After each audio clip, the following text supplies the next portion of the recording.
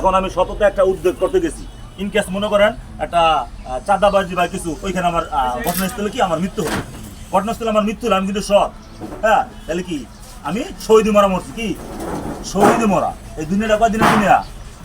2 দিন। তো 2 দিনের দিনে মানুষ ওটা লাভ আছে? কারে ডরামু? কারে? একমাত্র আল্লাহরে।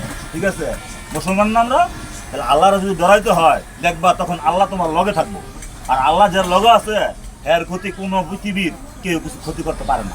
স্বয়ং আল্লাহ তার লগে আছে। আল্লাহ আকাশ থেকে মাটি পর্যন্ত তার শয়ে শয়ে ফেরেশতা দিয়ে রাখছে। এবং হ্যাঁ, কখন ক্ষতি করবো? যদি যখন আল্লাহ ওইখানে তার মৃত্যু রাখে, আল্লাহ যদি ওইখানে তার মৃত্যু রাখে তখন সে মরবো। কারণ তার মৃত্যু এইভাবে, আল্লাহ এইভাবে মৃত্যু দিয়ে তার কি করবো? বেহেশত নিব। কি করবো? বেহেশত নিব। এইভাবে তখন মৃত্যু হয়। এছাড়া কারো শক্তি নেই কেউ মারার জন্য, কারো ক্ষমতা নাই কোনো দিনের না।